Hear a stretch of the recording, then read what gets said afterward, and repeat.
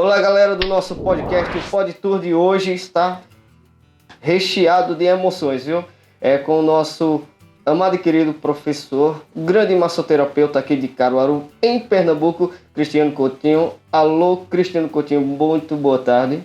Boa tarde, Antônio. Então, eu sou Cristiano Coutinho, eu tenho 37 anos, trabalho com massoterapia desde 2015 e há mais ou menos uns 5 anos eu dou aula de técnicas de massagem. Muito bem, como foi a sua chegada até a massoterapia? Então, Antônio, meados de 2012 eu perdi minha visão.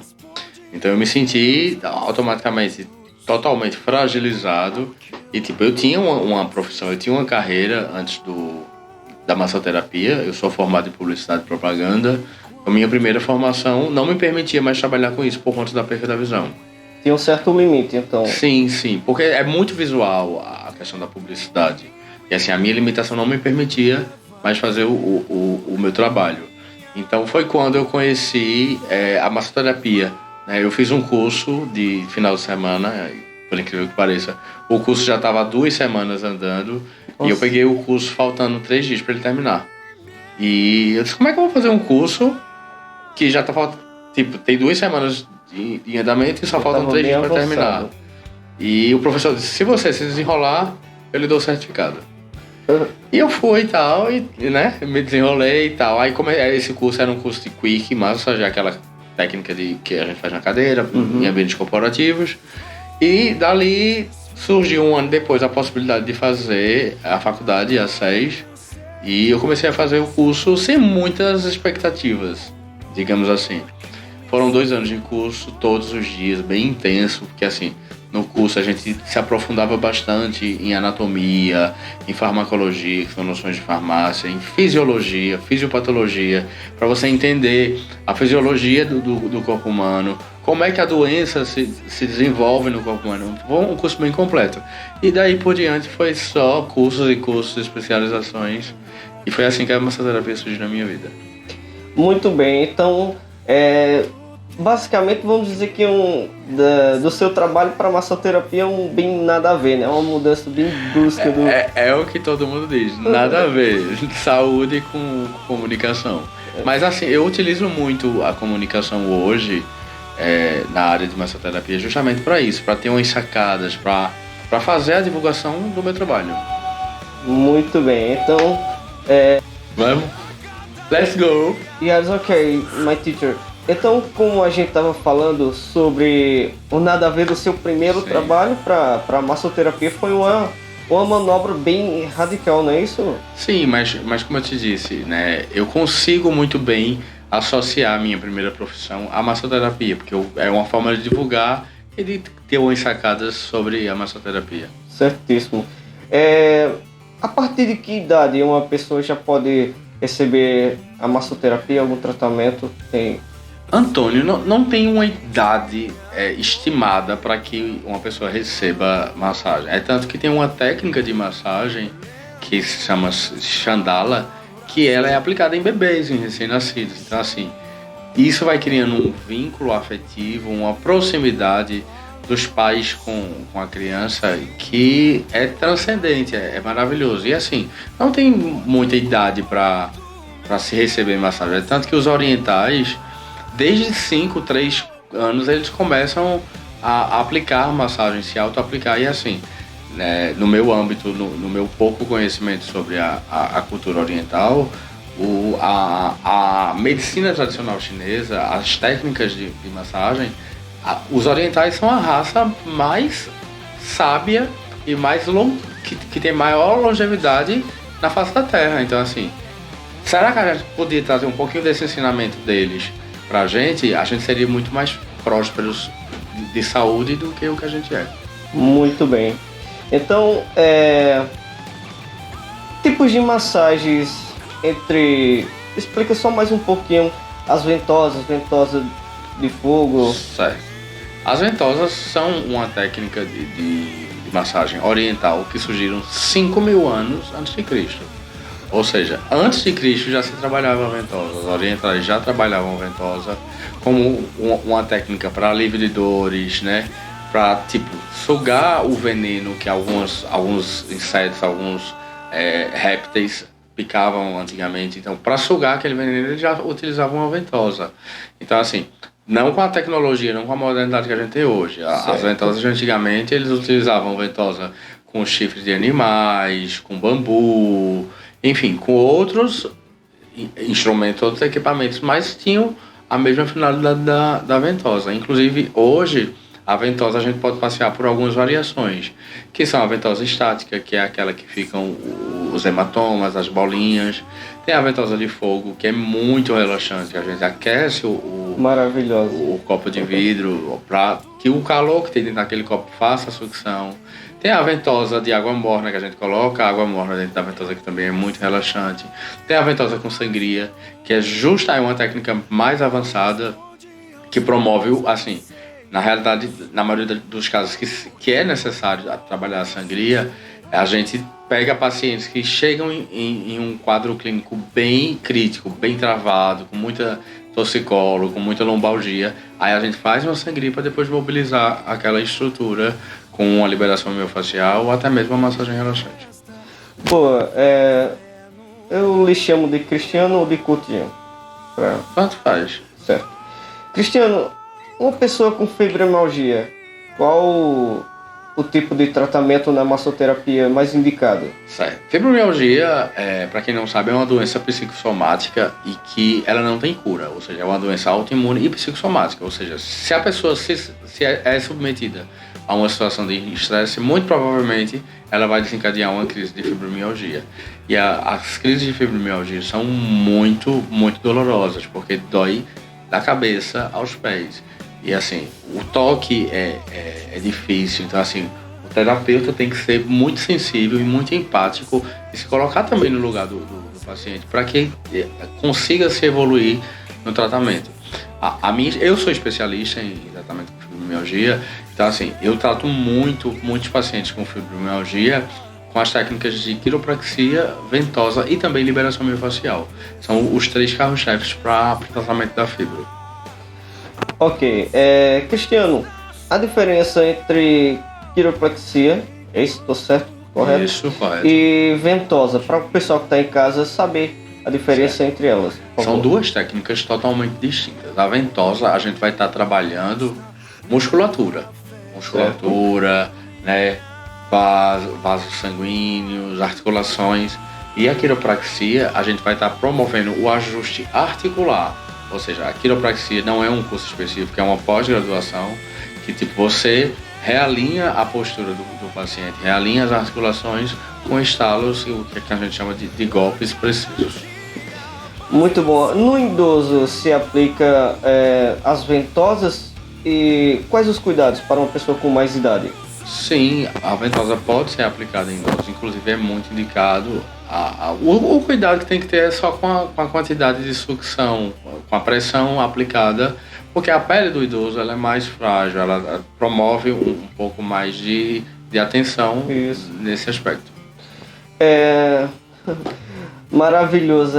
A explicação de uma pessoa que já está por dentro, de um profissional, é melhor coisas fazer para se tirar dúvida. As pessoas que estão em casa, exemplo, se me perguntem quanto tempo exato ou preciso para aplicação de uma ventosa, melhor dizendo. Antônio, isso é muito relativo, porque tem pacientes que em uma sessão com 5, 10 minutinhos de ventosa, a gente já consegue um resultado muito positivo. Tem pacientes que precisam de 2, 3, 4 sessões para que a gente consiga evoluir no quadro clínico dele. Então, é aquela linha de pensamento. Cada pessoa é um mundo e cada pessoa vai responder ao tratamento de uma forma.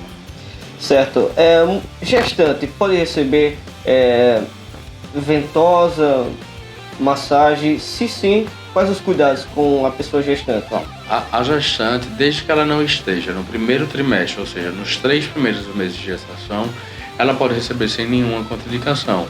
Se tiver tudo ok, com a pressão arterial, com o bebê, tá tudo, pode ser aplicado, tanto a ventosa quanto a massagem relaxante, ou até mesmo a drenagem linfática. Porém, o que a gente evita é aplicar ventosa em uma gestante na região de lombar, que é onde está sendo gerado toda aquela transformação, o feto está sendo gerado propriamente naquela região, e também a gente evita panturrilhas, por ser uma área muito sensível e ter pontos reflexos que podem desencadear um aborto espontâneo.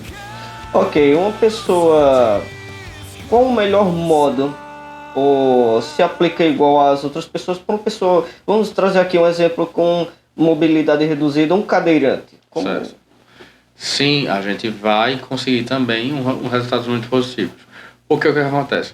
A ventosa, ela vai estimular o fluxo sanguíneo, ou seja, ela vai aumentar o fluxo sanguíneo, ela vai trazer músculos mais irrigados, e músculos mais irrigados automaticamente são músculos mais saudáveis. Automaticamente também um cadeirante sente muita dor, por estar sempre na mesma posição. Isso também vai aliviar bastante as dores do cadeirante.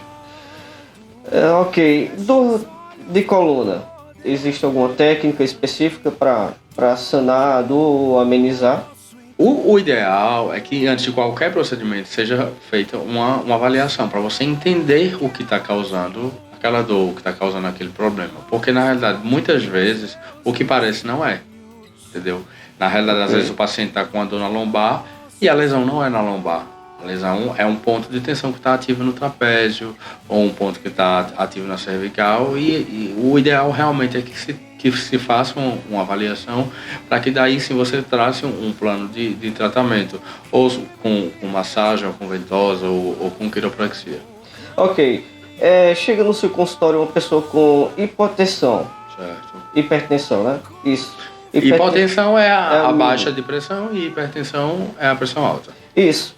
Quais os tratamentos para essas duas pessoas? Se elas podem receber a massagem? Certo. A hipotensão, no caso a pressão baixa, não tem nenhuma restrição para receber massagem. A gente geralmente, quando o paciente está com a pressão baixa, a gente oferece uma água tal, porque a água oferecida a uma pessoa que tem pressão baixa, ela vai aumentar o fluxo sanguíneo, automaticamente ela vai normalizar a pressão arterial. Tem muito se especula, ou enfim, muito se fala, né, de oferecer sal. Não, é mais indicado que você ofereça a água do que o sal, porque o sal vai dar vontade da pessoa tomar água. Aí tipo, a gente pula a etapa do sal, já vai direto para a água. Isso já vai aumentar o fluxo sanguíneo da pessoa, ou seja, normalizando a pressão arterial. E no caso de uma pessoa que chega com hipertensão, se ela tiver com pico hipertensivo, a gente não aplica massagem até que aquela pressão meio que se normalize. Por quê? Porque a massagem aumenta o fluxo sanguíneo. E nesse aumento de fluxo sanguíneo a gente pode romper algum artéria ou algum vaso. Então a hipertensão tem que estar estabilizada, né, a pressão daquela pessoa para que ela possa receber Sim. o tratamento. Se cria muito um mito em torno da pressão normal. Mas certo. A pressão normal é como o sangue da pessoa. Cada pessoa tem um tipo de sangue, tem uma cadeia genética, tem um DNA. Ou seja, a pressão arterial também funciona dessa forma. A grande maioria das pessoas tem uma pressão entre 12 por 8. Aí se criou um mito em torno disso. Mas vamos lá, usar um exemplo. A minha pressão arterial, o normal dela é 11 por 7. Certo. Se a minha pressão tiver 13 por 8 ou 13 por 9, ela está indicando um pico hipertensivo. Uhum. Já para uma pessoa que é hipertensa, uma pressão 13 por 9 não é alta. Certo. Cada pessoa tem uma normalidade de pressão. Pessoas com diabetes, elas podem receber? Sim, não tem nenhuma restrição quanto a diabetes. Nenhuma, salvo se não tiver com nenhum ferimento exposto, não tem nenhuma restrição. Vamos entrar numa área mais clássica aqui. As pessoas que não se permitem receber a massoterapia, por favor. Na realidade, algumas pessoas têm muito receio de outras pessoas tocarem nela. Seja ela por diversos motivos, por não gostar, por já terem sido abusadas quando crianças ou quando jovens. E aí vai criando bloqueios que essas camadas precisam ser acessadas de forma empática, você sabendo entender e respeitando essas particularidades. Já sofreu algum preconceito no início do seu trabalho como massoterapeuta por ser pessoa com deficiência? Não.